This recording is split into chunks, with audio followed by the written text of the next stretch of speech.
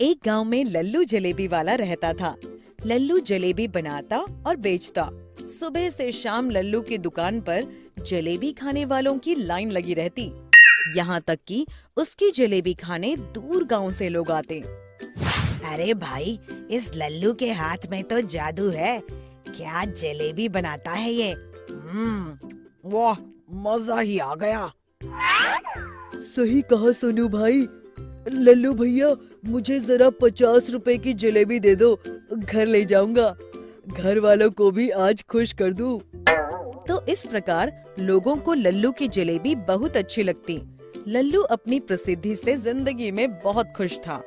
एक दिन एक आदमी लल्लू की दुकान पर जलेबी खा रहा था। उसे जलेबी बहुत स्वादिष्ट लगी। उसने लल्लू से कहा, लल्लू भाई, तुम्हारी ये जलेबी तो बहुत स्वादिष्ट है, एक प्लेट और लगा दो। जलेबी तो उस आदमी को पसंद आ ही गई थी। खाते खाते उसने लल्लू से कहा, भाई मजा आ गया। ऐसा लग रहा है मानो किसी ने अमृत रस भर दिया हो इस जलेबी में। धन्यवाद भाई साहब, अब तो बस इसी काम की आदत हो गई।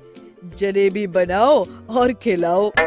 वैसे अगर जलेबी के साथ बढ़िया मलाईदार रबड़ी भी होती तो मजा आ जाता। आपकी बात ठीक है, पर मुझे सिर्फ जलेबी बनानी आती है।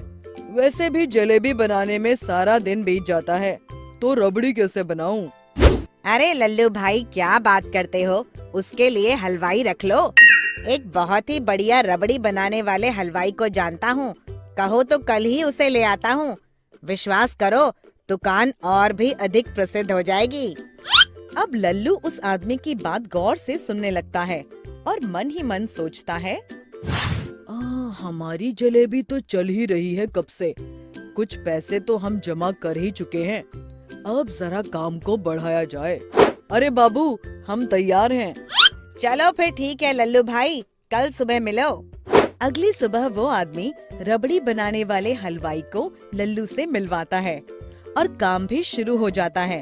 अब लल्लू की दुकान पर जलेबी और रबड़ी का बोर्ड लग जाता है। ग्राहक दोनों का स्वाद लेने लगते हैं। हर ग्राहक को जलेबी के साथ रबड़ी खाने की इच्छा जरूर होती। ग्राहकों को जलेबी और रबड़ी का साथ खूब भाने लगा। धीरे धीरे रबड़ी वाला भी लल्लू से जलेबी बनाना सीख लेता है। इसी प्रकार कुछ दिन बीत जाते हैं। एक दिन रबड़ी वाला लल्लू से आके कहता है, अरे लल्लू भैया, हम शहर तक जा रहे हैं सामान लेके, 2 दिन में आ जाएंगे। ठीक है भाई, आ जाना जल्दी। अगली सुबह लल्लू की दुकान पर ग्राहकों की भीड़ लग जाती है। जरा रबड़ी जलेबी लगा दो 1 प्लेट। अभी तो सिर्फ जलेबी है भाई, जलेबी खाओ। पर लल्लू भैया, जलेबी के साथ मलाईदार रबड़ी का मजा ही अलग है। बिना रबड़ी के जलेबी का स्वाद नहीं आता। सभी ग्राहक वापस चले जाते हैं और धीरे धीरे लल्लू की दुकान पर ग्राहक आना कम हो जाते हैं और लल्लू चिंतित होने लगता है।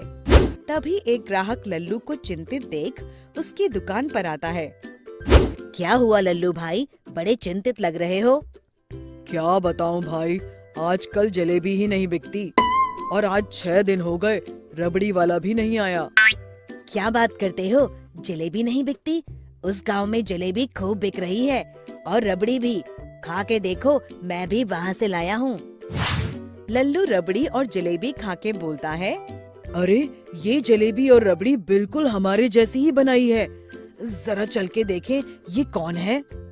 तभी लल्लू दूसरे गांव के दुकान पर जाता है और देखता है कि वही हलवाई जो उसकी दुकान पर था, वहाँ रबड़ी और जलेबी बना रहा है। और ये क्या, वही दूसरा आदमी जिसने उस हलवाई को भेजा था, वो जलेबी बना रहा है।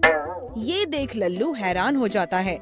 लल्लू समझ जाता है कि उन दोनों ने लल्लू को लल्लू बना दिया और जलेबी के सभी ग्राहक भी अपनी दुकान पर ले गए। अरे ई का हो गया, ई तो गई भैंस पानी में।